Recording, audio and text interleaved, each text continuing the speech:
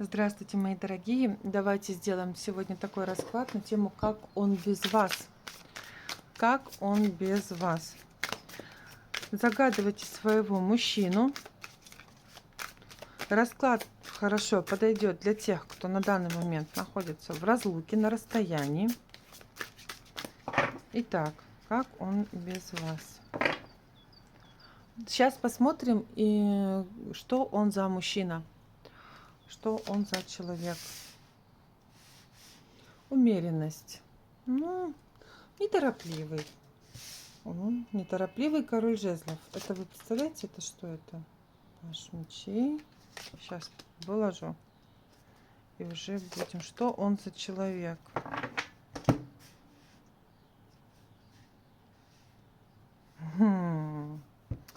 А я вам скажу. В принятии решения он считает себя очень довольно-таки важной персоной. Но почему-то решения он принимает абсолютно неразумные, детские. И он не меняется. По карте умеренности это человек, который движется в одном и том же направлении постоянно. Вот это то, что вообще не меняется. Он мнит себя каким-то таким, прям я мужик, я самец. А по факту в семье он императрица. То есть если он находится в отношениях с кем-то, он женщина. За него надо принимать решения, потому что если опираться на его решение, то далеко не уйдешь. Он может меньше зарабатывать, допустим, чем его женщина. Либо вести себя по-женски. Как-то вот. Но императрица, конечно, это такой, это аркан довольно-таки сильной женщины, но он сильная женщина. Вот. Поздравляю. Так, хорошо, что он за человек? Четверка мечей. Угу. Так, что-то тут у него какие-то...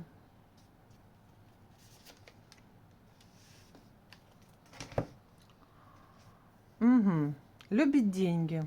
Очень сильно любит деньги. Для него это важная составляющая. И желательно, чтобы у него была женщина с денежкой. Потому что, ну, ему важно видеть рядом самодостаточную, чтобы она от него мало просила. Вот. Ну, какой-то такой он. Не очень любит двигаться на самом-то деле. Секс любит, очень любит это дело. Для него это прям важно. У него с этим не должно быть никаких проблем. То есть он должен быть у него чуть ли не каждый божий день. В этом плане он король жезлов, да. Но вы знаете, он какой-то, он очень может быть грубым человеком сам по себе. Может ответить очень больно, неприятно. Любит строить умные планы. Он любит давать команды. Ну, тут такой прям, знаете, как-то вот такой... Ему надо было родиться королем. Вот прям родиться в семье, где вот у них будет свое королевство, чтобы он мог сидеть, ничего не делать и командовать. И все вокруг, чтобы эти команды выполняли. Вот такой вот у нас мужчина. За словом в карман не полезет, чуть что ответит, может ответить очень грубо, колко и прям бить по больному может, понимаете? Но при этом как бы я подумал, да, там, и решил, что мы вот едем, допустим, послезавтра на море. Все. А где мы деньги будем брать? Ну, это, дорогая, ты уж сама там решай. То есть вот какой-то такой вот здесь чувствуется от него. Так, хорошо. Посмотрим, какие у вас с этим мужчиной были отношения. Да? Какие у вас были отношения с этим человеком? Четверка жезлов. Ну, стабильность. Возможно, жили под одной крышей, возможно, долгое время находились рядышком вместе. Ну, какие отношения? Пятерка мечей. Не было честности, вранье какое. Ой-ой-ой.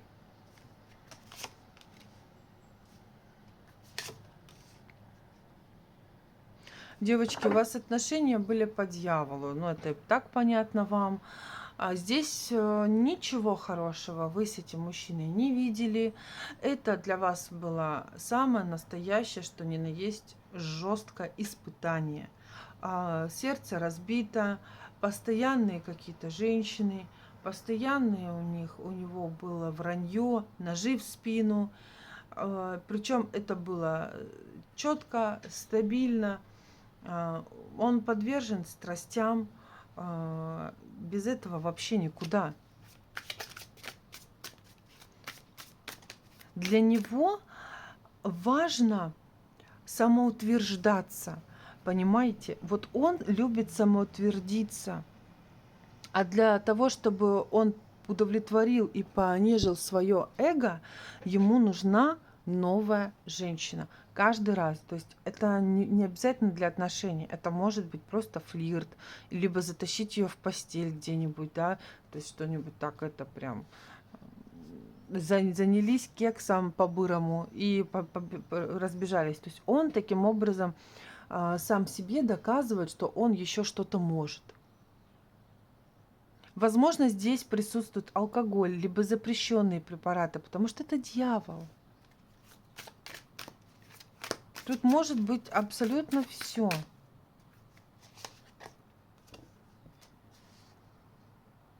Так, колесница. Шестерка жезлов.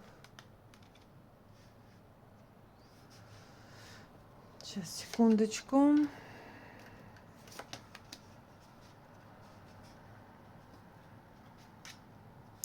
Знаете, такое чувство, словно вы как не выдержали всего вот этого и решили взять все в свои руки и пойти дальше. Если у вас был ребенок, есть, вернее, ребенок от этого человека, ну, естественно, вы его с собой взяли и сказали: дорогой, пойдем. И вот тут как раз-таки для вас это как обрести себя, полюбить себя.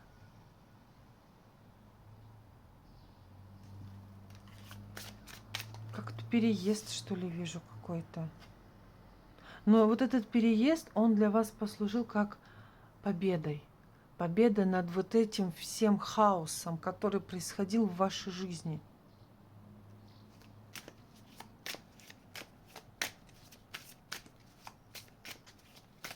Он даже здесь, понимаете, выходит пажиком. Паж жезлов. Все время как его откатывают назад. Его все время как будто тянут назад, и он начинает всегда все с чистого листа. А вы пошли своей дорогой. Хорошо. Как он без вас? Давайте смотреть, как он без вас. Что происходит в его жизни? Девочки, мне тут еще одна информация такая пришла. Возможно, кто-то от этого мужчины делал прерывание беременности. Вот. Фу, боже ж мой, тяжело, конечно. Итак, как он без вас? Что происходит в его жизни? Так, туз кубков. Жезлов, верховная жрица, маг. Ну, он весь под магией ходит. Он пьет. Он... Так. Вы знаете, он как будто как под магией ходит. Я, конечно, не говорю, что каждый второй под магией ходит, да? Но, во-первых, он находится на данный момент в полнейшем тотальном одиночестве. И здесь человек словно как раздвоение личности какое-то идет.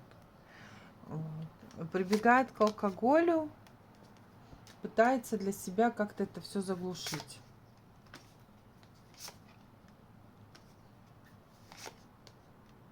Закрывается от... он закрывается от этого мира, как-то не хочет, не открывается он в полной мере.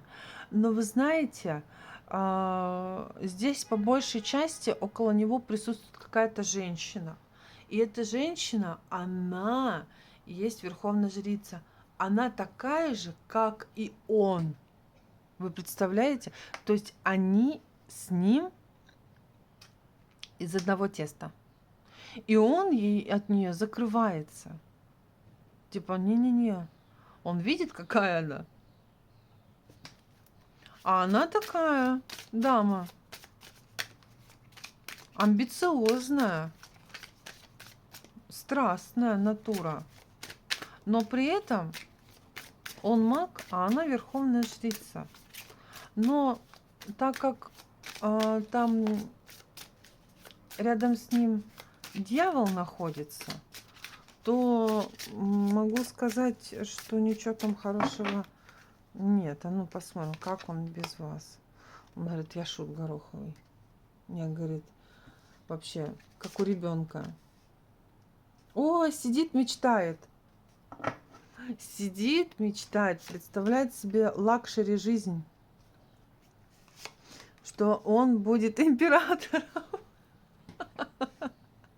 Ой, что у него будет свое царство, и он будет там править. И у него будет очень много денег. Он просто себе это все фантазирует. Он представляет свой трон, кучу женщин. Они все вокруг него ходят. Каждая что-то делает. Одна ему массаж головы делает, вторая массаж ног. А он на троне сидит, решение принимает. Вы не поверите, это вот ощущение полнейшей детскости, инфантильности, какого-то вот, я не знаю, безрассудства, что-то вот такое. Так, хорошо, как он без вас? Закрыт. Он закрыт от всего. Его закрыли от всего. Повешенный. Башня. Все понятно. Там жизнь тартарары разлетелась. Я вам скажу так, разбилось его эго на мелкие кусочки. Вот от слова совсем. Благополучие, счастье, радость. Все это просто в тотальный крах превратилось. Его высшие силы заперли и повесили, и сказали, думай правильно. Ты должен понять, что ты сделал не так. Вот. У него сейчас наступает период правосудия. То есть это когда он получает по заслугам. Возможно, у него даже проблемы юридического характера. Как он без вас?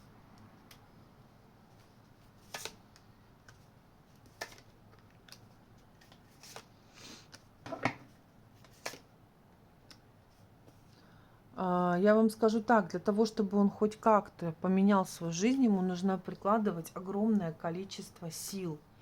Это тотальное количество сил. Ему не дадут ничего уже просто так или вот за красивые глазки. Он неправильно распоряжается вообще абсолютно всем, что у него есть. И самое главное, это женщиной, с которой которую надо было холить или леять, а он так вообще поступал ужасно. Обманывал, предавал. Там ужас, что творилось.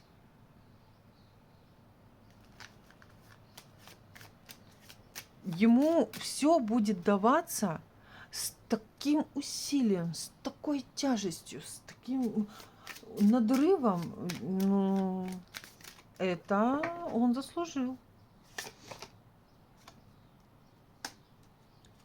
Без нас.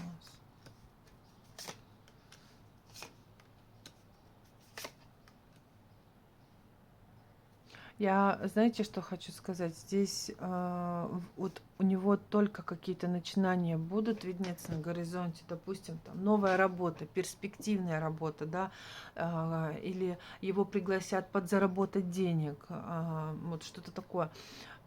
Его не пустят туда. Вот где хорошо, где прям можно что-то обрести, купить, я не знаю, там заработать, начать какое-то дело классное, он будет как будто бы уходить в другую сторону, его будут уводить. И он будет находиться в режиме ожидания. И в голове у себя не понимать, взвешивать, типа, что случилось, как так? Ну, вроде же все договаривались. Вроде вот все хорошо, почему нет? Как-то так.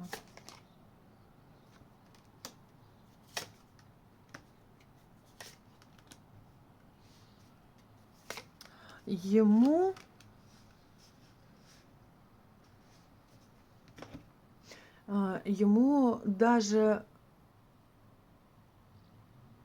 даже помощь ждать от кого-то, это нужно какую-то конкуренцию выиграть, если честно. Тут даже до такого доходит. Чтобы ему кто-то помог, ему нужно доказать,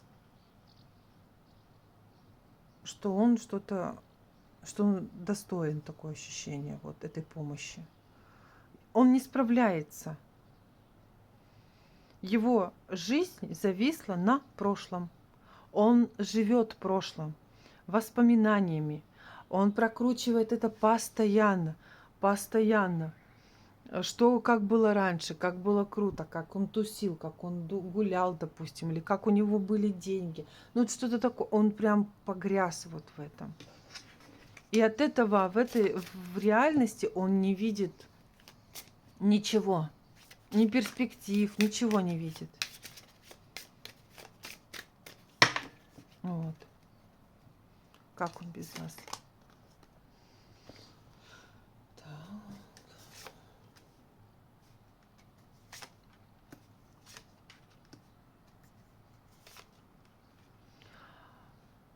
Он наткнулся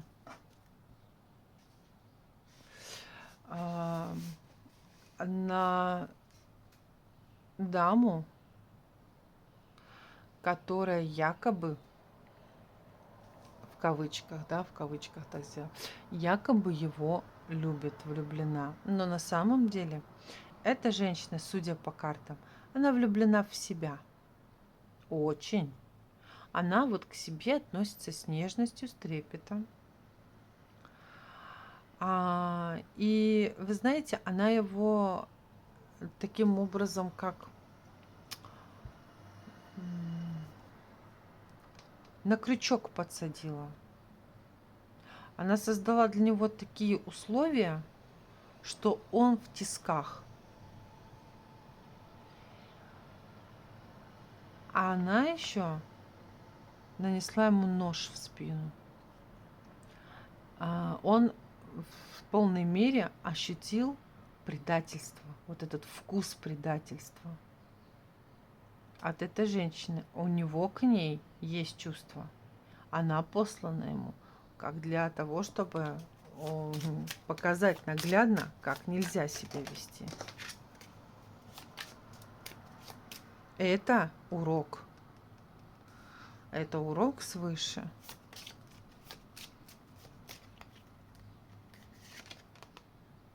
У него нет денег. У него их нет. Он зависим от этой женщины.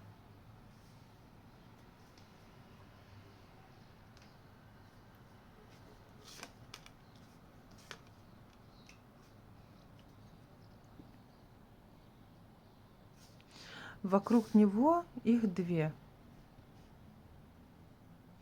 А ощущение такое, что одна из них это мама. И вот он в них обеих очень сильно как-то разочаровался. Что-то они себя прям неправильно повели. Но нечего на рожу пенять, на зеркало пенять, коли рожа кривая. Сам-то тоже далеко не идеальный.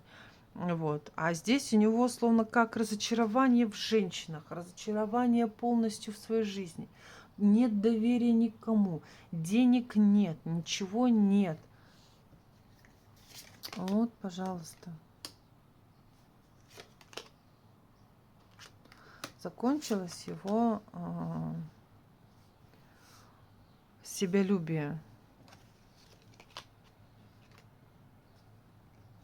Здесь какие-то идут перемены в его семейной жизни. Скандалы. Угу. Вот, пожалуйста. Скандалы. Для всех у них все хорошо, а внутри скандалы. И любовников полная куча. Что с его стороны, что с ее стороны. Ой-ой-ой.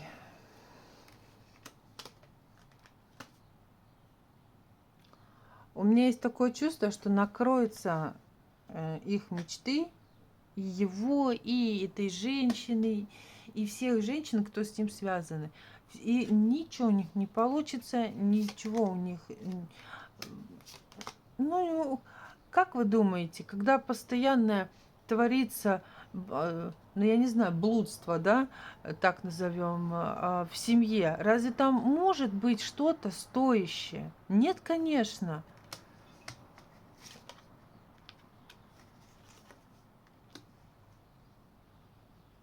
Короче, закончится их вот этот блудский треугольник. Вот. Ничего хорошего их не ждет на самом деле. Я очень надеюсь, ну, понимаете, вот вся колода здесь, все, у меня карт нету. И заканчивается карта смерть. Зашибись. Карта смерть. То есть это либо, извините, финита ля комедия, все, конец на тот свет. Всяко может быть. Либо просто он пойдет в очень... Его ломать начнут. Что означает карта смерти? Здесь принятие решения, да.